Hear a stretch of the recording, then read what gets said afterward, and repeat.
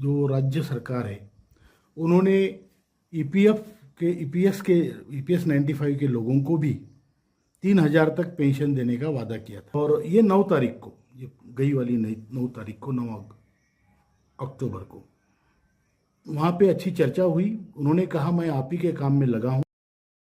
सरकार को ये गलतफहमी है कि इनको डिले करने से बुढ़े बैठ जाएंगे ना, ये बुढ़े नहीं है, ये देश के बाप है। ये करेंगे, बहुत बढ़िया तरीके से करेंगे, अपनी पूरी जिद के साथ, हिम्मत के साथ करेंगे। हम ऐसे हरनाम, हमारा आंदोलन का 90% एनर्जी जो जाती है वो लोगों को जागरूक करने में जाती है, क्योंकि वेरिड लोग हैं, अलग अलग स्तर के लोग हैं, एजुकेशन स्टैंडर्ड हो या रिमोट एरिया में रहना हो, शहर में रहने वाले लोग हैं, गांव में रहने वाले लोग हैं, ये पूरे भारत में बिखरे हुए लोग हैं। और इनको इकट्ठा करके, और वो भी ऐसे लोग जिनके पास पैसा भी नहीं, आरोग्य नहीं और उम्र भी नहीं, इन लोगों को इकट्ठा करके आंदोलन खड़ा करना, इसमें एनर्जी तो जाती है, बहुत एनर्जी जाती है। और इसलिए हमें सभा लेनी पड़ती है, लोगों के पास जाना पड़ता है, उनको जागरूक करना पड़ता है, उनको संगठित करना पड़ता है और एक लड़ाई के लिए तैयार करना पड़ता है। इसलिए हम काफ़ी सभाएं ले रहे हैं और इसी में सभी लोग, हमारे जितने नेतागण हैं वो सभी इसी प्रयास में हैं कि आंदोलन बढ़े, हमारे लोग ज़्यादा से ज़्यादा इसमें आए और अपनी बात सरकार तक हम पहुंचाएं। रही बात हरियाणा चुनाव की, तो हरियाणा चुनाव की जो परिस्थिति है वो बहुत अलग थी। पहली बात तो यह है कि वहाँ जो राज्य सरकार है उन्होंने ईपीएस 95 के लोगों को भी 3,000 तक पेंशन देने का वादा किया था। मतलब जिसको 1,500 है, 500, उसको भी वो 3,000 तक लेके जाने वाले थे।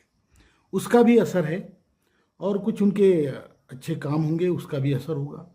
तो हमारे लोगों ने जो भी किया है वो सोच समझ के उन्होंने किया है, ऐसी बात नहीं है। और कई लोगों ने नोटा भी दबाया होगा या जो भी है, या बीजेपी को भी वोट दिए होंगे, वो उनकी अपनी मर्जी थी। और हम जो भी निर्णय है जो लोगों का, उसका तो स्वागत ही करेंगे और परिणाम का भी हम स्वागत ही करेंगे। तो ये हमारा हरियाणा चुनाव में जो उनकी नीति थी उसका उनको फायदा हुआ है। महाराष्ट्र की सिचुएशन बिल्कुल अलग है। महाराष्ट्र में एक तो ईपीएस 95 के पेंशन धारकों की संख्या बहुत सब्सटैंशियल है, बहुत ज़्यादा है। वो बहुत बड़ा वोट शिफ्टिंग यहाँ पे हो सकता है। और यहाँ पे तो कुछ ऐसे इनिशिएटिव सरकार की तरफ ईपीएस 95 पेंशनरों के लिए अभी तक नज़र नहीं आए।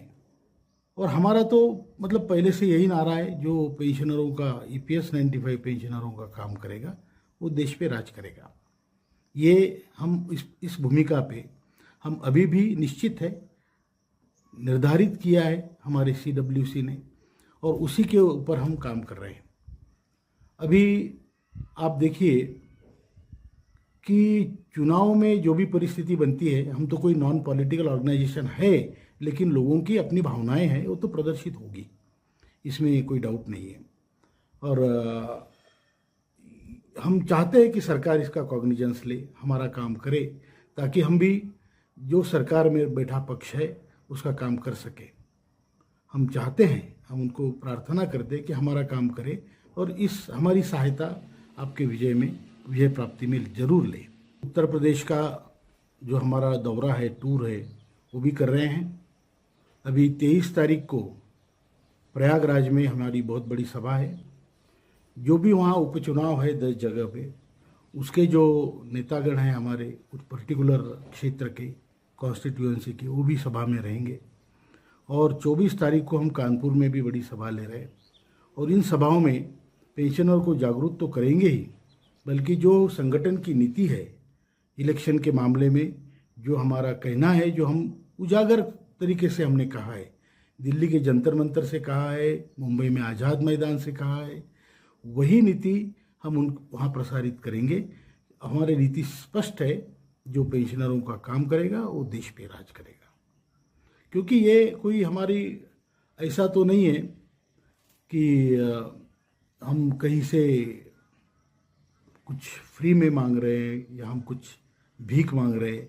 हमारा पैसा जमा है भाई, उसका हिसाब हम मांग रहे हैं और हम चाहते हैं कि हमारा पैसा हमारी ज़िंदगी में कुछ काम आए, हम एक डिग्निफाइड लाइफ जिए और हमें जो संविधान ने हमें अधिकार दिया है और डिग्निफाइड लाइफ मौत भी हम मरें।